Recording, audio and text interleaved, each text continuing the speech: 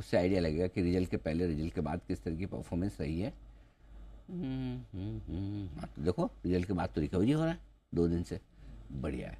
आइए बढ़ते आगे। कोफोर्ज और परसिस्टेंट भाई भाई दोनों आज जबरदस्त कमाल करते हुए दिख रहे हैं और पूरे जोश भरने का काम किया आईटी सेक्टर में। रिजल्ट आए थे कल दोनों के, बाजार बंद होने के बाद क्या कुछ था खास, कुशल हमें बता रहे हैं, कुशल बताइए।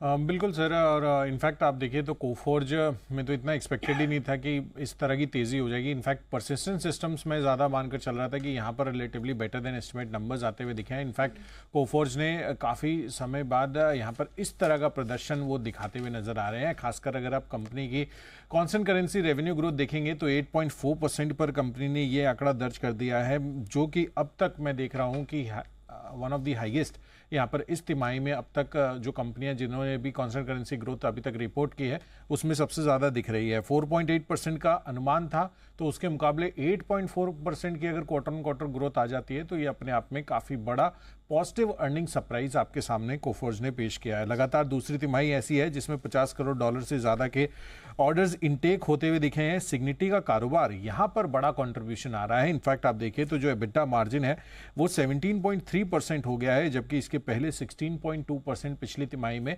ये इनका मार्जिन था। तो सिग्निटी का जो अधिग्रहण इन्होंने किया है उससे जो कंट्रीब्यूशन मार्जिन इनके आ रहे हैं एबिटा लेवल पर, वो क्लियरली इनके आउट परफॉर्मेंस में हेल्प करते हुए दिख रहे हैं। अमेरिका समेत EMEA और जो रेस्ट ऑफ द वर्ल्ड अलग अलग ज्योग्राफीज है उन सभी क्षेत्रों में आपको ग्रोथ रही है, और जो डील पाइपलाइन है और खासकर जो लार्ज डील्स इस तिमाही में वो जीतते हुए नजर आए हैं, वहां पर इस चीज़ का बड़ा फोकस होता हुआ दिखा है, जिस कारण से इतनी अच्छी प्रदर्शन आपको कोफोर्ज के जो ओवरऑल नंबर्स है उसमें आती हुई दिखी है। तिमाही आधार पर कर्मचारी भी 611 काउंट से बढ़ते हुए दिखे हैं, तो employ addition quarter on quarter basis पर आपको देखने को मिला। दूसरी तरफ परसिस्टेंट सिस्टम्स आप देखेंगे तो सभी पैरामीटर्स पर अनुमान से बेहतर साइड पर नंबर्स इन्होंने भी पेश किए थे, and constant currency growth terms भी अनुमान से बेहतर साइड पर ही थी, लेकिन उतना बड़ा डिफरेंस यहाँ पर कोफोर्ज जितना ये नहीं कर पाए। 4.6% का इनका क्वार्टर ऑन क्वार्टर बेसिस पर ग्रोथ रहा था, 4.2% का हमारा एस्टिमेट था। 14.4% के अनुमान के मुकाबले 14.9% की मार्जिन्स भी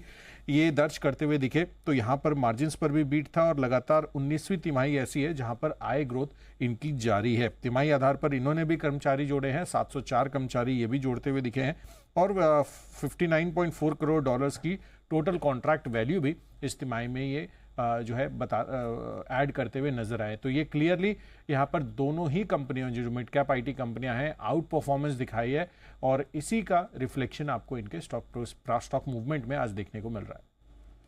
ठीक है, तो आज हम देख रहे हैं कि IT कंपनियों में तेजी है। कोफोर्ज परसिस्टेंट के नतीजे आए अच्छे थे, उसके बाद यहाँ पर तेजी है, बाकी IT कंपनियां भी चल रही हैं। एम्फेसिस भी देखिए 4% ऊपर है, अभी नतीजे नहीं आए लेकिन नतीजों के पहले ही एम्फेसिस में भी 4% की तेजी इस वक्त है।